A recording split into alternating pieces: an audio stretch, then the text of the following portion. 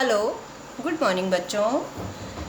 इसके पहले कक्षा में हम लोगों ने पार्ट 3 संधि स्टार्ट कर दी थी इस लेसन को, और इसके बारे में हमने आपको बताया था कि संधि क्या होता है।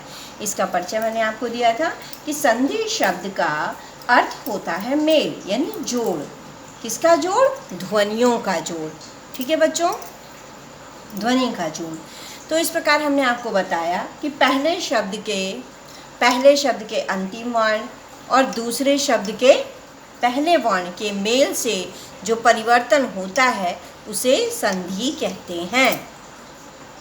ठीक है बच्चों, विकार से जो परिवर्तन आ जाता है। अब आप देखिए, रवि प्लस इंद्र, रविंद्र, क्या बन गया मिलकर? रविंद्र। तो कोई भी हम जब संधि करते हैं तो प्रथम ये जो पहला शब्द है उसका अंतिम और दूसरे का पहला, दोनों के मेल से जो परिवर्तन हो जाता है वही हमारा संधि कहलाता है। संधि विच्छेद भी हमने बताया था कि विच्छेद का अर्थ होता है अलग करना। जैसे ये विच्छेद किया हुआ है, ये तो संधि शब्द हो गया, और ये इसको जब हम उसको अलग अलग करते हैं तो इसे विच्छेद, ये जो संधि युक्त शब्द है इसको अलग करना ही विच्छेद कहलाता है, दोबारा अलग करके लिखना। ठीक है बच्चों, तो ये मैंने आपको इसका परिचय दे दिया था पिछली कक्षा में। इसके बाद बताया था कि संधि के 3 भेद होते हैं। तो आज हम लोग ये संधि के भेद के बारे में जानेंगे। तो संधि के जो भेद होते हैं 3 प्रकार से स्वीकार किए गए हैं। पहला है स्वर संधि, दूसरा है व्यंजन संधि, और तीसरा है विसर्ग संधि। तो आज हम लोग पहले स्वर संधि के बारे में जानेंगे। स्वर संधि को बच्चों 5 भागों में बांटा गया है। 5 भाग इसके होते हैं। जैसे पहला होता है दीर्घ संधि, गुण संधि, फिर होता है वृद्धि संधि, यड़ संधि और अयादि संधि। तो इन 5 में से आज हम पहले दीर्घ संधि और गुण संधि के बारे में थोड़ा सा अध्ययन करते हैं।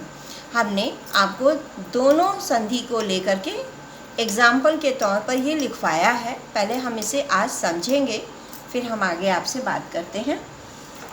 तो संधि क्या है? जो स्वरों के मेल से शब्द में जो विकार या परिवर्तन यानी चेंज आता है वो संधि कहते हैं। ये स्वरों का मेल है, 2 स्वरों के मेल के शब्द से बने हुए हैं। ठीक है, इसीलिए ये स्वर संधि कहलाते हैं। सब स्वर में आएंगे, देखिएगा आप, इसमें हम एग्जाम्पल आपको भी दिखाते हैं। तो सबसे पहले हम शुरुआत कर रहे हैं दीर्घ संधि के बारे में। दीर्घ संधि क्या है बच्चों? दीर्घ संधि क्या है कि जब स्वर अ, आ के साथ या फिर आ, ई, बड़ी ई के साथ छोटी या बड़ी या छोटा ऊ या बड़ा ऊ के साथ छोटा ऊ या बड़ा ऊ आए तो ये क्रमशः आ, ई और बड़ा ऊ हो जाते हैं। अब हम इसके बारे में एक एक आपको यहाँ पे डिफाइन करते हैं, ऐसे नहीं आपको समझ में आएगा। जैसे आप ध्यान दीजिए कि मैंने आपको बताया कि जब स्वर छोटा और बड़ा आ के साथ, छोटा आ या बड़ा आ या छोटी बड़ी के साथ कैसे परिवर्तन होता है, देखिए। धर्म प्लस अर्थ। ठीक है बच्चों, धर्म यानी अ, और अर्थ अ निकल रहा है ना, थ, धर्म अर्थ, ये अर्थ है, दिख रहा है, थोड़ा सा इसको बढ़ा दें, धर्म अर्थ। तो ये धर्म अर्थ मिलाकर बना हुआ है धर्मार्थ। अब आप देखिए यहाँ पर भी अ निकल रहा है और यहाँ पर तो अ बना ही है। धर्म, इसको, ये संधि युक्त शब्द है और ये विच्छेद किया हुआ है, तो धर्म और अर्थ मिलाकर बना है धर्मार्थ। ऐसे बच्चों ये जो संधि का शब्द है प्रायः संस्कृत में इस्तेमाल किया जाता है, यानी प्रयोग किया जाता है। संस्कृत शब्द अधिक होते हैं, इनका प्रयोग हिंदी में आम बोलचाल की भाषा में बहुत कम होता है। ठीक है, संधि शब्द जो है मूलतः संस्कृत से ही आए हुए हैं। तो हमने आपको बताया कि धर्म अ और ये अर्थ, अब हमने इसको विच्छेद किया तो धर्मार्थ। अब आप देखिए यहाँ पर भी अ निकल रहा है, यहाँ पर भी अ, छोटा छोटा, तो मिलाकर बना बड़ा, यानी धर्मार्थ। आ, ये यहाँ की मात्रा धर्म प्लस अर्थ बनाकर धर्मार्थ। इसी तरह अ के बाद, छोटा आ के बाद अगर छोटा आ आता है तो वो बड़ा आ में बदल जाता है। अब इसी तरह अगर बड़ा आ अगर आगे है, छोटा आ पीछे आता है तो भी वो आ में ही बदलता है। यहाँ पर छोटा और यहाँ बड़ा है तो भी वो आ में ही बदलता है। जैसे एक ये मैंने किया है पुस्तक प्लस आलय। अब पुस्तक अ निकल रहा है, ये देखिए मैंने अ लिखा, आलय आ, पुस्तकालय शब्द जोड़कर बना है पुस्तकालय आ, तो भी ये आ ही बना है, यानी पुस्तक के साथ आ की मात्रा पुस्तकालय, ठीक है, तो भी ये आ ही बना है।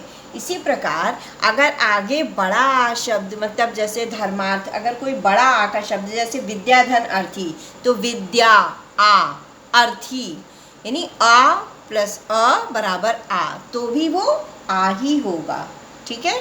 तो इसी तरह तो छोटा छोटा मिलाकर भी बड़ा, छोटा बड़ा मिलाकर भी बड़ा, बड़ा छोटा मिलाकर भी बड़ा, बड़ा बड़ा मिलाकर के भी आ बनेगा ये, ठीक है।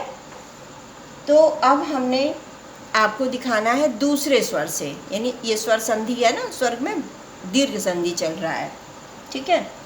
तो अब हम रविंद्र, जैसे रवि प्लस इंद्र, रविंद्र, रवि के साथ ई और यहाँ ई, दोनों छोटी ई निकल रही है मिलाकर बड़ी, रविंद्र। इसी तरह गिरी प्लस ईश, यहाँ बड़ी ई निकल रही है, छोटी बड़ी, छोटी प्लस बड़ी मिलाकर बड़ी, ठीक है। अब यहाँ पर भी अगर हम इसी तरह, यहाँ पे बड़ी है, यहाँ छोटी है तो भी बड़ी, यहाँ पर बड़ी बड़ी है तो भी बड़ी, यहाँ पे बड़ी यहाँ छोटी है तो भी बड़ी, ठीक है। इधर इधर एक्सचेंज भी करें, कोई भी शब्द अगर हम इससे बनाते हैं तो भी ये इसी तरह रहेगा, ठीक है। अब इसके बाद हम देखते हैं ऊ के साथ वधु प्लस उत्सव, वधु प्लस उत्सव यानी वधूत्सव, तो छोटाऊ प्लस बड़ाऊ यानी बड़ाऊ। इसी तरह वधूर्मी, यहाँ बड़ाऊ है और यहाँ छोटाऊ है, वधूर्मी,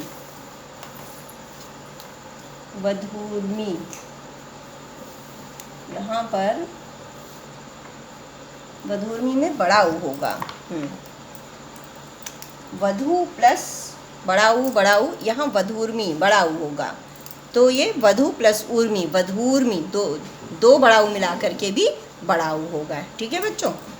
और यहाँ बड़ाऊ, यहाँ छोटाऊ, बड़ाऊ प्लस छोटाऊ, ये समझ में आ रहा है, छोटाऊ छोटाऊ तो भी बड़ाऊ। इसी तरह यहाँ पर भी इसी तरह है कि अगर यहाँ छोटाऊ है बड़ाऊ है तो भी बड़ाऊ, इधर छोटाऊ बड़ाऊ है तो भी बड़ाऊ, इसी तरह बड़ाऊ ही बनेगा, ठीक है। अब हम दूसरा पढ़ते हैं गुण संधि। गुण संधि में क्या है कि इसमें आ के आगे छोटी बड़ी हो तो ए में बदल जाता है। देखिए जैसे गज प्लस इंद्र यानी गजेंद्र, आ और ई मिलाकर ए बन गया। इसी तरह सुर प्लस ईस, सुरेश, आ प्लस बड़ी मिलाकर के भी ए बन गया। पर प्लस उपकार, परोपकार, अब आ प्लस उ मिलाकर ओ बन गया। जल प्लस ऊर्मी, जलोर्मी, तो आ प्लस बड़ाऊ मिलाकर ओ बन गया। इसी प्रकार अब है देव प्लस ऋषि। अब हम आ के बाद अगर ऋषि री की मात्रा आती है तो अर में बदल जाता है, यानी देव आ प्लस ऋषि, आ और री मिलाकर बन गया देवर्षि, ठीक है बच्चों। तो आज मैंने आपको थोड़ा सा समझा दिया है, हम इसके बारे में फिर और भी पढ़ेंगे। तो ये हम आपको जो भी स्वर संधि का एक एक दो एग्जाम्पल यहाँ पर दिखाए हैं, इसमें हमने 1 2 3 4 5 6 एग्जाम्पल है, 1 2 3 4 5। तो ये एग्जाम्पल है, आप हेडिंग डालकर दोनों कॉपी में लिखेंगे। सिर्फ इतना लिखेंगे दीर्घ संधि और उसके बारे में, गुण संधि और उसके बारे में। लेकिन आपको कल सिर्फ समझना है इसे एज ए होमवर्क। आप दीर्घ संधि और गुण संधि के जो उदाहरण मैंने ये लिखवाए हैं, इसे होमवर्क में अपनी कॉपी पर देखकर लिखेंगे, ठीक है बच्चों। तो तो अभी पहले सिर्फ आपको मिलाकर समझना है कि ई और ई, बड़ी छोटी, तो मिलाकर कैसे शब्दों को बनाया गया है। ये स्वर संधि के 2 भेद मैंने आज आपको पढ़ाए हैं, आगे हम इसके बाद पढ़ेंगे। ठीक है बच्चों, ओके, थैंक यू।